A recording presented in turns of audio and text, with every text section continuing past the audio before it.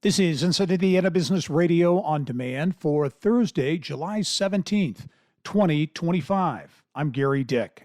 A developer has its sights set on Frankfurt for a massive new data center campus that could see more than a $10 billion investment. Property development company Logistics Realty is planning a 718-acre build-out on land northwest of Frankfurt that it hopes to rezone for data center usage. Logistics President Douglas Swain says the goal is to build and then lease the approximately 7 million square feet to an unnamed tech giant. We like the location, outside, just off I-65. There's a big tech corridor that's going on and being developed there up and down 65. We're close to Purdue University. We're close to Indianapolis, the Indianapolis market itself for labor that would support these data centers. Greenfield-based Biome Edit announced Wednesday that its engineered bacteria product to protect poultry from a common disease is in its final regulatory phase, and that the animal health startup also landed $18.4 million in new funding and more than $1.7 million in grants. The company said it is moving toward commercialization of BE-101, which will have the brand name Optavant in 2026.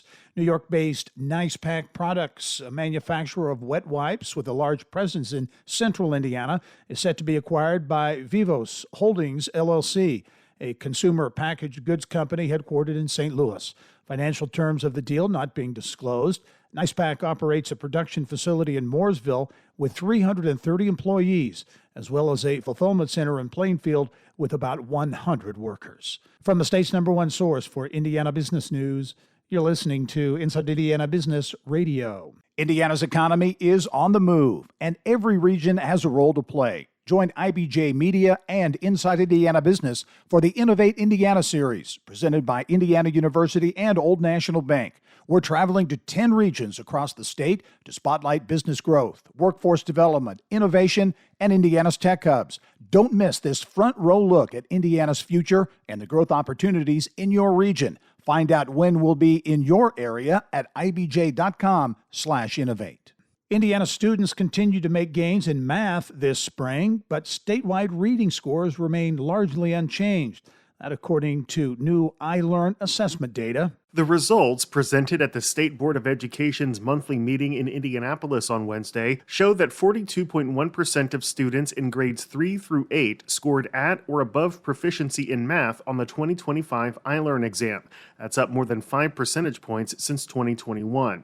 English language arts proficiency, however, held steady at 40.6%, up just 0.1 points from last year and essentially flat over the past 4 years. Data released by the Indiana Department of Education reported 31.2% of Hoosier students passed both the math and English sections of iLearn. That's also slightly up from last year's spring test results. The annual iLearn assessment is administered by Hoosier schools each spring and serves as Indiana's primary K-8 standardized test. Indiana Secretary of Education Katie Jenner said while the state is improving in math, there is an urgent need to support middle school students in English and language arts. Alex Brown, Inside Indiana Business Radio. Maryville-based White Lodging Services Corporation is adding to its executive team.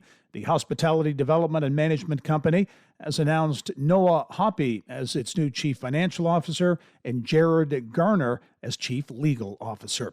Purdue University says it has created the nation's first comprehensive space engineering degree program to better meet a global demand for aerospace engineers. The initiative involves a new online master's degree in space systems engineering and a new space engineering undergraduate certificate. This is Gary Dick for Inside Indiana Business Radio on Demand.